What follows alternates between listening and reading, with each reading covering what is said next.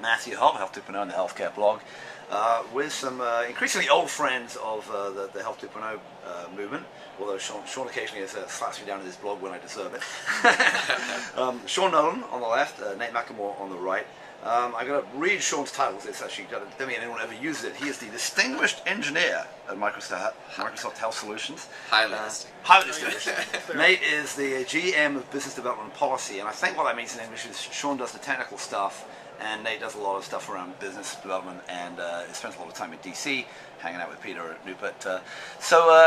Guys, let's dive into it. You have both had a very busy year, and Sean, we talked a bit, and you demonstrated a lot of Health 2.0 just back 3 or 4 months ago now. Seems like a long time ago, but no. Seems like a very long time ago to me. But let's hit a couple of the big pieces of federal policy where you've been really involved, both of you. So let's start with the whole issue around Blue Button. For people who don't know what the hell Blue Button is, tell them, and then secondly, tell them about how you've been working to take data from Blue Button and also other top parts of the Community Health Data Initiative and work them into Amalga, your flagship product. Well, so, the thing about Health Vault and about patient engagement is it's never going to work until people actually have their data in some convenient way. There's not a question of, at least in general, around utility or importance of engagement. There's really this question that it's not something people are going to manually manage all the time. And providers also want to be able to see what happened in other places. And the cool thing about Blue Button is it's a way for millions of people, vets, CMS beneficiaries, and military folk, to actually get some of that information in their hands in a simple, easy way. Now, it moves through a pretty basic text file. That increases some barriers in terms of people's management of these files, and we'll make that better over time. Things like with moving those same data through Direct will maybe make it a step easier and a step easier. But today, it's already a source of really neat information, some of which has been collected in the VA case in their systems over many years, some of which comes directly out of Vista. They're taking appointments, medications, and some wellness data directly out of Vista today, getting that into a parsable, computable format. Health Vault allows any user to take those files. We'll introduce them when you sign up for Health Vault. If we say, by the way, if you are a vet, you can go check that out, upload that into Health Vault, and then sort of have an immediate jump start on doing all the other kind of stuff that you want, whether it's emergency prep, whether it's taking care of your family and your immunizations, whatever that might be. It gives you that jump start as you go. And the really cool thing, I think, is that because we took that first step, the VA's now just announced a couple days ago $100 million to folks who want to add more data to the Blue Button files, or do more interesting things with that. So they're able to sort of demonstrate a little value and then take that next step. So let me dive in on one part of that. There was an article just this week. My good friend Neil Vassell said he was quoting someone saying that because the Blue Button stuff is text, it's not useful. It's not usable. I'm biased, but I would say that you guys, plus a number of others at Health 2.0 have shown, in prototypes, some really interesting ways to take that data and do stuff with it. Go a level deeper into what kind of things do you have to do to get useful things out of it, and what kind of applications that you are making or others are making is it showing up in? You bet. We should talk about the Mayo example. Absolutely. That's where we'll land. I'll land that for sure.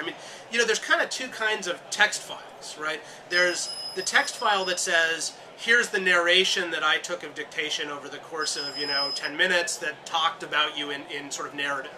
And that is challenging to get structured data out of it. We're working on it. There's lots of great technology getting there, but it's hard. But the Blue Button really aren't those kind of text files. They are created by computers. There is structure to them. They've tried to create a format that's both interesting to humans when they look at them, but also has enough regularity into it that you can, as a computer, rebuild out some of that structure. So when you pull in Blue Button data to Health Vault, you get structured medications with dosage numbers and those kind of things. You get structured allergies and all that information. So it really does become very useful. And the Mayo example is a great one. In the Mayo Clinic Health Manager, you're able to actually chart values like blood pressure readings that come out. You're actually able to look at dates of immunization so that you can recognize when the next one might need to come up, and start to really use those tools that are available to people in meaningful ways, not just having a piece of paper. So it is text, but it's not text that's impenetrable, as it were. Right. So give us a sense of what you've actually been doing since you first started bringing Blue Button stuff into Amalga and Health Vault, and just give me some sense about how you progressed that over the last few months, and where you think that's going to be heading in terms of a sort of a product roadmap strategy for you guys at Microsoft. Gotcha. Well, so, around Blue Button in particular, what we've seen is they've added new data. They've added appointments weren't there at Health 2.0, and now they are there, and we're putting those in. And we've taken the code that was done like last year, which was sort of our first preview version of that. And actually just last week, we've gotten that integrated into the core part of the product of HealthVault. And so what that kind of means is as those files become more a more common currency, as it were. They go through things like Direct, they go through other APIs other than just this file upload. They become natively integrated into HealthVault and automatically become part of their record. We've also done a lot of work recently, I guess the HealthVault geeks like me will know this stuff, but we've had a challenge, our first step in integrating data into HealthVault that's structured that way has always required the user to sort of go and look and say, yes, I want to add that, I want to add that, I want to add that. And we did that for some good reasons. It's hard to sometimes compute, and sometimes there's questionable sources of data.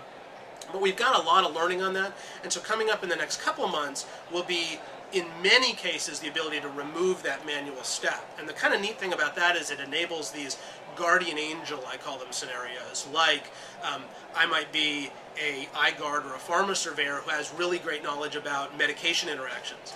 And I don't have to go now explicitly ask them. They can kind of watch as this data automatically comes through my record, and they can say, oh, wait, I got to send you an alert because you got 2 medications that I now am a little worried about.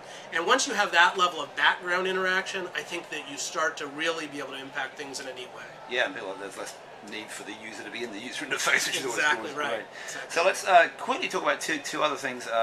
I guess a minor and a major in your life recently. A little bit, you did some work on the Community Health Data Initiative, bringing some of that stuff into Amalgam, and I can't remember if it was helpful or not. You'll explain entirely. And just let me know that effort with Todd Park and the folks at HHS is still going on. That we know there's going to be round 2 of that coming Absolutely. up. Just for those people I didn't see, tell me what you already did, and then you see where that's going.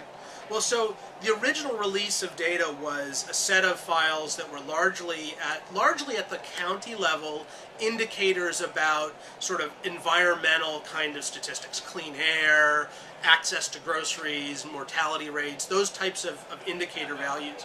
And so because Amalga is all about how do I analyze and work with a population, what we were able to do, which was kind of neat, was say, hey, sort of a one-click integration so that right side by side with my own institution's data, I can see the general patterns of the communities in which I work. And we turned that into some really neat analytics, some which said, boy, when I get a person who has a history of shortness of breath in my institution, and I know they come from an area that has significantly impaired air quality, I may actually want to treat them a little different, because when we looked at the actual values, when we took some of our sort of working clinical data that we have with CHDI data, we actually saw real patterns there, which were really kind of exciting to sort of suss out. What's happened since then, and Todd and the crew just did release the Data Warehouse Indicators website, and they've started to list. I got to see a list that was just whiteboards long of more data that might come in there, and down to really a higher level of granularity and in terms of real-timeness of the data. So here's what we're seeing in terms of things like flu reporting right now, and things like that, and claims right now. And what I get excited about is that allows you to really take the next level in terms of action on people in your institution right now, knowing sort of what the environment when they come in might be. So we're looking to expand basically our ability to take the warehouse data and sort of one-click integrate it into Amalga so that you can start to do those kind of analytics. And as they get more, we'll try to just sort of keep up in that integration so that it's really easy for our customers. Great. So let's talk about the other thing that's been occupying your time / ruining your life, which is Direct. Following that a lot, and you've obviously been deeply involved in that. We were kind of joking before that what is Direct? Well, after all, we figured out that we should use email. But so talk to me a little bit about the process and then where you think it's going. Well, it's been a neat. I've gotten to talk with a lot of folks about the fact that that getting to this kind of simple conclusion, which really email would be a good way to have these conversations, and it's really a very short distance from today's email to something that's secure. was a process that felt really iterative with government, with Arian, with Todd, with Farzad. Those guys have been engaged in a really neat way of saying we want to get to that first step so that we can learn more about what the next step's going to have to be, and so that we can enable some of these just brain dead scenarios that have been so difficult to date. So what's been really neat about the show, as far as Direct goes, is the number of different people who are sort of having that same realization that says, well, wait a minute, if it really is just email, I think I can actually get that implemented pretty easy, is really growing, and sort of that momentum is building. And so every citizen of the country today can go get a Health Vault Direct address. There's tens of thousands of docs through Care 360, and hopefully soon through the things like the SureScript initiative that's gone through, that will start to be able to send data to those Health Vault addresses. And my hope and my belief is that we actually should see a significant change in sort of the pain and angst of becoming an engaged patient because of that kind of stuff. And I think, as technology vendors look at ways in which they can provide sort of the meaningful use measures around giving patients access to the data, this should be a very low-cost way to add that to their systems and hopefully keep the barrier down as people think about how to make that data available. It's a really actually good point. That MedPlus did get their certification by using Health Vault, and what was cool about that was that they just did a direct implementation and they were done. They didn't really need to be, let's go, they let us focus on patients, they focus on clinical care, and together we had a really neat package. Yeah, and actually you and, for that matter, another ex-Microsoft employee, Adam Bosworth's been talking about make it as simple as possible, because make it used, and it's pretty interesting that we're getting there. It's not like the health internet is the internet. Yes, there you go. Right.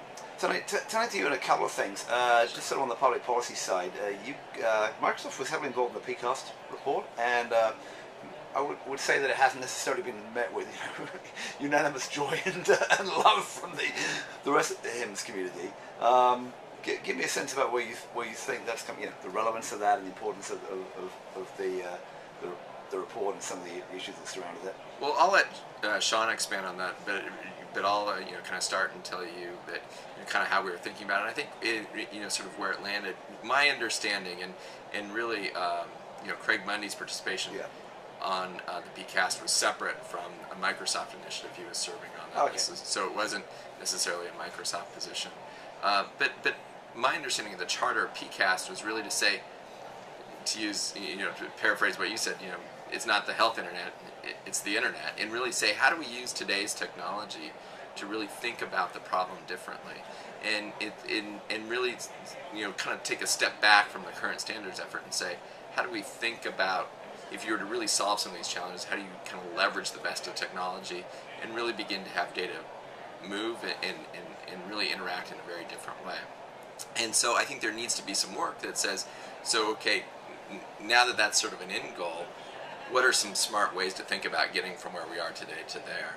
And hopefully that's what comes out of, I think, the good work that the PCAST did, and all the good work that's been done in the standards effort. There needs to be kind of a marrying of the two. And that wasn't necessarily the charter of the PCAST, as I understood it. But Sean, you might have a different perspective. Well, no, I agree with you completely. It was... The neat thing about what happened, I think, at PCAST was that they talked about the internet a lot, and they talked about some other sort of macro ideas, like the one that I find the most compelling is the idea that, I'll take just an example of quality measures as something that today, or historically, we've looked hard at. How do you define what are the right measures for everybody to report, and what are the aggregates, and everybody has to compute those, and then we'll be all happy. And the problem is we often realize once we actually get what we wished for, we forgot one, or the times have changed.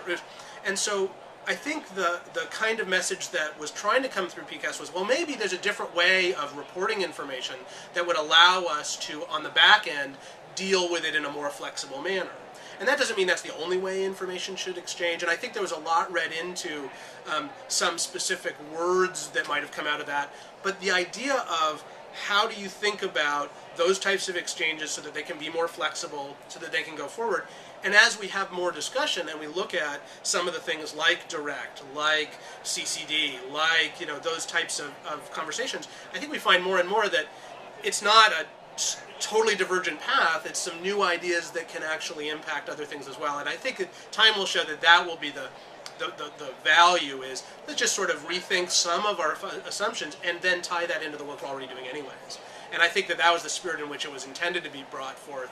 And there's always just some magic words that can set people off. And I think we hit the committee hit a couple. Yeah, well, you have some. Yeah, hopefully we get there in terms of thinking about how to bring the two together. Absolutely. Yeah, I mean, it's. I'm actually relatively optimistic from wandering around the room about some of the, how we say this politely, incumbent legacy vendors, sort of stretching towards, at least, the EMR vendors becoming HIE, thinking about exchange, thinking about data, moving data around, and there are different ways of doing it, and we're not going to do it one way. Yeah.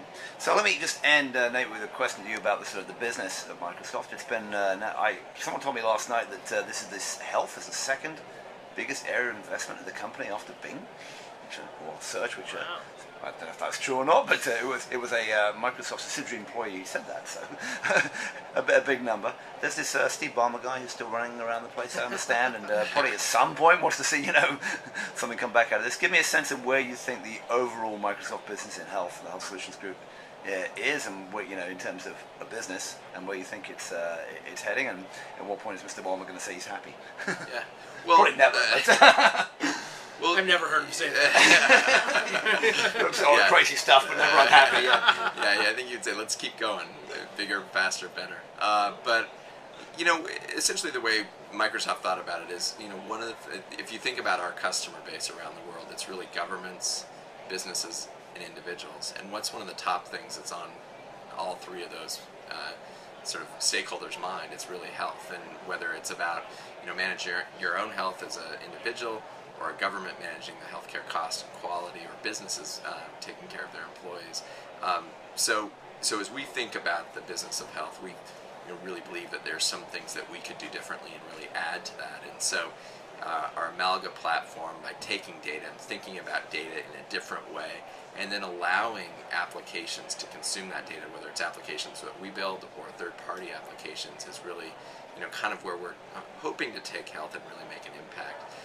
And the same is true for Health Vault. If you can layer in Health Vault, as we've begun to do, or we certainly have done in the U.S., but have begun to do in Canada, Germany, China, and launched a small initiative in the UK, to get a global platform about really engaging consumers around their healthcare data and an ecosystem of applications and devices that will engage those consumers. So, like many, what's exciting to be doing this at Microsoft is we're able to take these global platforms and really hopefully spread and share some of the best ideas around the world across our various customers. So we've got customers doing some really exciting stuff in China, in Germany, in the US, and by having a global platform, you're able to sort of share that around the world. So, from that perspective, Microsoft's in it for the long haul. If you look at all of our other traditional products, we're the largest software vendor in health. And so if you then add in the vertical products like Health Vault and Amalga and our identity and access management products, it's a space that we're committed to because our customers care about it. And do you think those vertical products are going to end up being a big revenue generator and a margin generator for the company, or is it going to be more merged in with the panoply of other stuff that they're buying? Well, we'd like, as we said at the beginning, we can always make it bigger, but it's certainly an impactful part of our business today, and it's an impactful part of what we're investing, and we're continuing on a path to grow more customers and make it a big part of what we do tomorrow. So you'll be back in next year, is what you're saying. Absolutely. All right, well, glad to hear that. Great. Well, Matthew with the Healthcare Blog and Health 2.0. I've been talking with Sean Nolan and Nate McLemore from Microsoft. James, thanks a lot. Thank you, Matthew. Appreciate the time.